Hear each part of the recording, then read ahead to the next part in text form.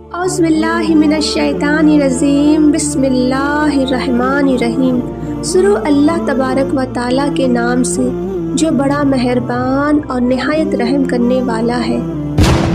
जैसा कि आप सबको मालूम है कि 22 जनवरी 2024 को राम मंदिर का उद्घाटन हुआ है। इस मौके पर आज हम आपको एक ऐसे शख्स की सच्ची कहानी बताने वाले हैं जिसने बाबरी मस्जिद को शहीद किया था, जिसने बाबरी मस्जिद को गिरा के इस राम मंदिर की नींव रखी थी। इस कहानी को सुनकर यकीनन आप सबकी आंखों में आंसू आ जाएंगे और आप सोचने पर मजबूर हो जाओगे। इसलिए आज का ये वीडियो आप सभी के लिए बहुत खास है। आप हिंदू हो या मुसलमान, इस वीडियो को आप एंड तक जरूर देखें। वीडियो को लाइक और चैनल को सब्सक्राइब करते हुए नोटिफिकेशन बेल को जरूर दबाएं ताकि मेरे सभी आने वाले वीडियो की नोटिफिकेशन आपको आसानी से मिल सके। और मेहरबानी करके इसे शेयर भी कर दें ताकि और भी लोगों के पास ये वीडियो पहुंच जाए। अल्लाह तबारक व ताला गफलत में पड़े लोगों को सही रास्ते पर लाने के लिए वक्त वक्त पर अपने मोजिजात और करिश्मे दिखाता रहता है, यानी कि अपने होने का एहसास दिलाता रहता है ताकि वो समझ जाए कि ऐसी कोई हस्ती जरूर है जो इस पूरे कायनात को चला रही है। इनमें से कुछ वाक़यात और मोजिजात तो ऐसी होती है जो दूसरे लोगों के लिए मिसाल बनकर रह जाती है और लोग उन्हें देखकर इबरत हासिल करते हैं। ऐसा ही एक अल्लाह तबारक व ताला का मोजिजा आज हम आपको बताने वाले हैं। हम आपको उस शख्स की पूरी कहानी बताने वाले हैं जो अपने हाथों में हथौड़ा लेकर बाबरी मस्जिद को गिराने के लिए अयोध्या गया था और वहां पर उसने बाबरी मस्जिद पर सबसे पहला वार किया था। मगर कुदरत ने उसके लिए ऐसा फैसला तैयार करके रखा था कि जिसके बारे में किसी ने सोचा भी नहीं था। जैसा कि आप सभी को मालूम है, ये 6 दिसंबर 1992 की तारीख पूरे देश के लिए एक बहुत बुरी याद है, क्योंकि इस दिन बाबरी मस्जिद को शहीद किया गया था, जिसके बाद पूरे देश में दंगे शुरू हो गए थे, जिनमें ना जाने कितने ही बेकसूर हिंदू और मुसलमान मारे गए थे। इस दिन को कुछ लोग काले दिन के रूप में मनाते हैं, जबकि कुछ लोग इस दिन को फख्र के साथ में मनाते हैं। याद रखिए, ये वही दिन है जिस दिन कुछ दंगाइयों ने बाबरी मस्जिद पर धावा बोल दिया था और उसे गिराकर एक मंदिर की बुनियाद डाल दी थी।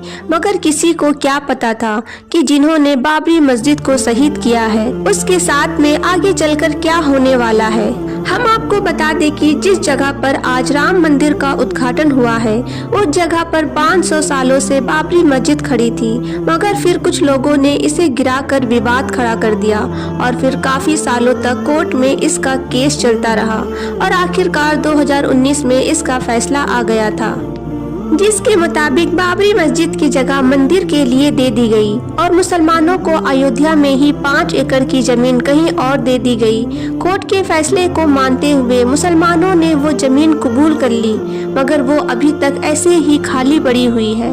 और दूसरी तरफ मंदिर बनाने का काम शुरू कर दिया गया, जो कि अभी तक जारी है, मगर 22 जनवरी को उसका उद्घाटन किया गया है। हम बात कर रहे थे बाबरी मस्जिद को गिराने वालों के बारे में। याद रखिए, बाबरी मस्जिद को शहीद करने में 3 लोग ऐसे थे जिसकी वजह से आज यहाँ राम मंदिर बनकर तैयार हुआ है। ये तीनों ही लोग अपने हाथ में कुदाल लेकर बाबरी मस्जिद की गुम्मद पर सबसे पहले चढ़े थे और उन्होंने ही सबसे पहला वार किया था। मगर अब इन तीनों के नाम बदल दिए गए हैं, क्योंकि अब ये तीनों इस्लाम कबूल करके मुसलमान बन गए हैं। हम आपको बता दें कि बलबीर सिंह और योगेंद्र पाल, ये दोनों दोस्त बाबरी मस्जिद को गिराने के लिए एक साथ अयोध्या गए थे, मगर फिर इनके साथ में कुछ ऐसा हुआ, ये दोनों मुसलमान बन गए और इन्होंने अपने नाम बदल लिए। बलबीर मोहम्मद आमिर बन गया और योगेंद्र पाल मोहम्मद उमर बन गया। इसके अलावा एक तीसरा शख्स था जो पहले सिर्फ अरशाद हुआ करता था और अयोध्या में बजरंग दल का नेता भी था और करीब 4000 कार सेवकों को इसने ट्रेनिंग भी दी थी। मगर बाद में अल्लाह तबारक व ताला का ऐसा करिश्मा हुआ, इसने भी इस्लाम कबूल कर लिया और ये भी मुसलमान बनकर सिर्फ प्रसाद से मोहम्मद मुस्तफ़ा बन गया। मगर हम आपको बता दें कि इन सब में दिलचस्प कहानी मोहम्मद आमिर की है, जो पहले बलबीर हुआ करता था।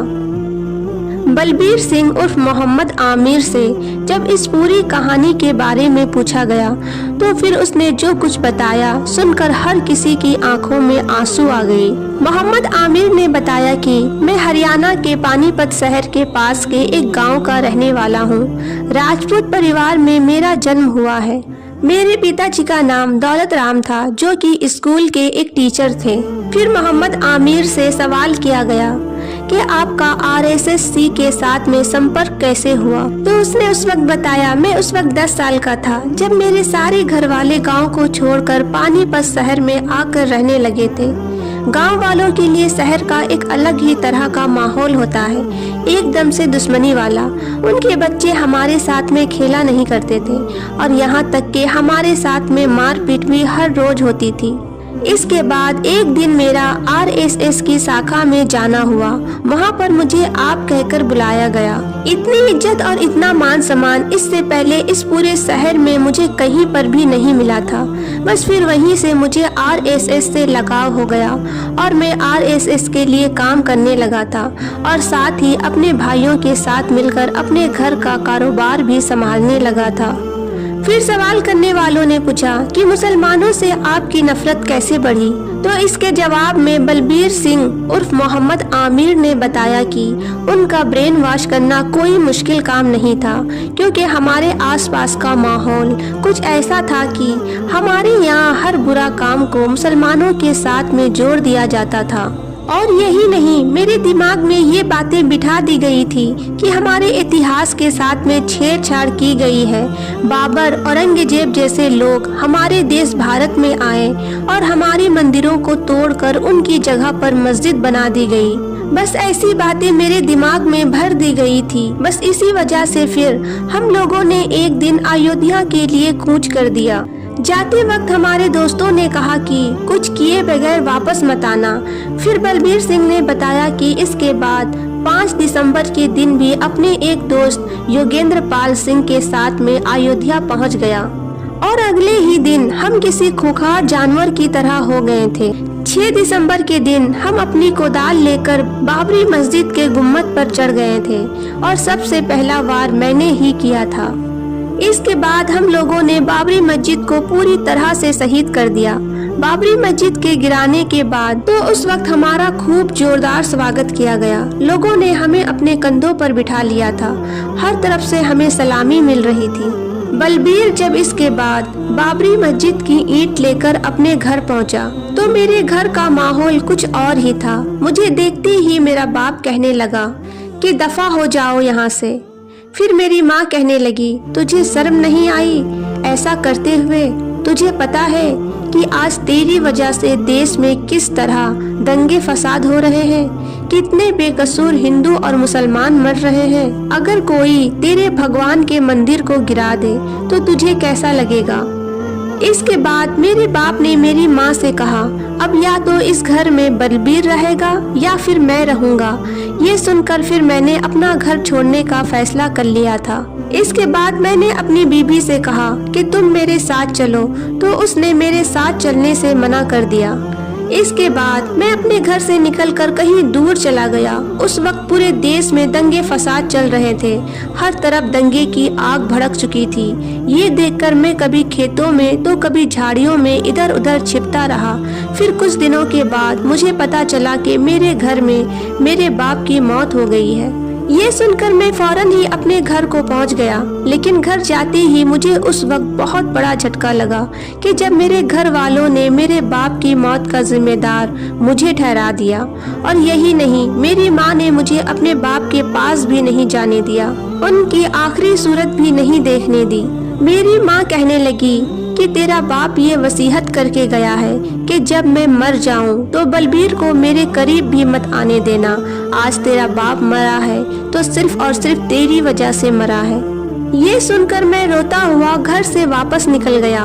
फिर कुछ दिनों के बाद मुझे पता चला कि मेरे दोस्त योगेंद्र पाल ने इस्लाम कबूल कर लिया है और मोहम्मद उमर बन गया है। तो फिर ये सुनकर मैं उसके पास गया और इसकी वजह पूछा तो उसने बताया, यार, जब से मैंने बाबरी मस्जिद को गिराया है तब से मैं परेशान रहने लगा हूँ। मेरी जिंदगी में बदसुकूनी आ गई थी। मुझे कहीं पर भी चैन नहीं मिल रहा था। मुझे नहीं पता था कि मस्जिद को गिराने के बाद में मेरे साथ ऐसा कुछ होगा।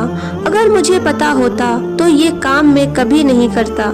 बस यही सोचकर मैं अब मुसलमान बन गया हूँ। आज मेरी सारी बेचैनी खत्म हो गई है।